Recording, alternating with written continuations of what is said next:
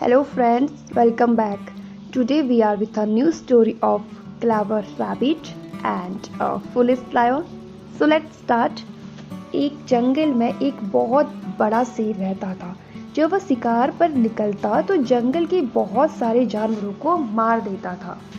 इस कारण जंगल के सभी जानवर दुखी थे। जंगल के सभी जानवरों ने इसका उपाय सोचने के लिए सभी को एकत्रित किया।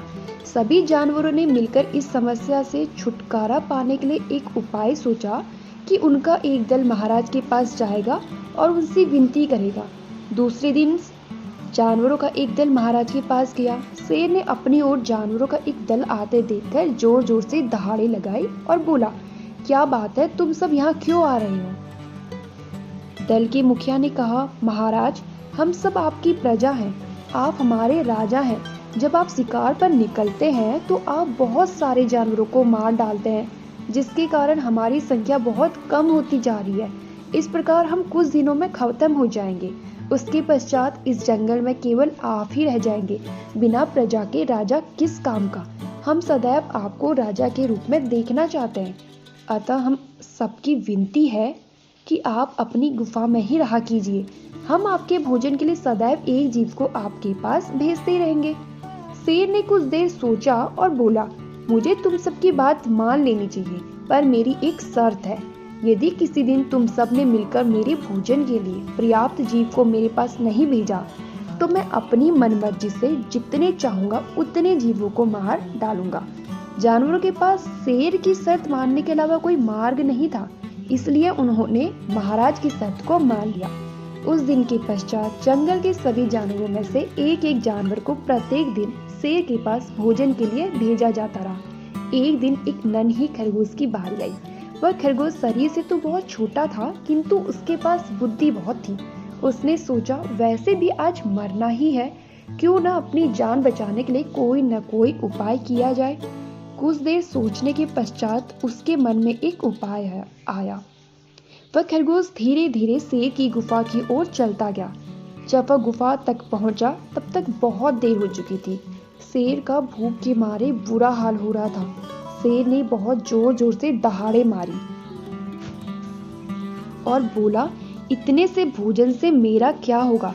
जिसने भी तुम्हें मैं भेजा है, मैं उन सबको एक एक करके देख लूंगा। एक तो समय पर भोजन नहीं भेजा और इतना छोटा सा जीव मेरे लिए भेजा। खरगोश ने नम्रता पूर्वक महाराज के आगे सर झुकाया और बोला, महाराज, जंगल के सभी जानवरों ने मिलकर आपके लिए 5 खरगोश भेजे थे और हम सब आपके पास समय पर आने वाले थे, किंतु मार्ग में हमें एक अन्य शेर ने रोक लिया और मेरे 4 साथियों को मारकर खा लिया। वह मेरे को भी खाने वाला था, किंतु मैंने उसके सामने आपका जिक्र किया कि हमारे महाराज तुम्हें नहीं छोड़ेंगे, तुमने उनका भोजन खाया है। उस शेर ने हंसकर उत्तर दिया, इस जंगल का राजा तो मैं हूँ, कोई दूसरा शेर राजा नहीं है। उसने मुझे आपको उसके सामने ले जाने के लिए भेजा है। महाराज ने जोर जोर से दहाड़े लगाई और बोला, दूसरा शेर? वह कौन है?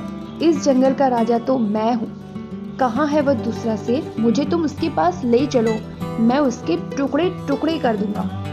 खरगोश महाराज को लेकर एक कुएं के पास गया और बोला, महाराज, वो शेर इसी कुएं में छिपा है।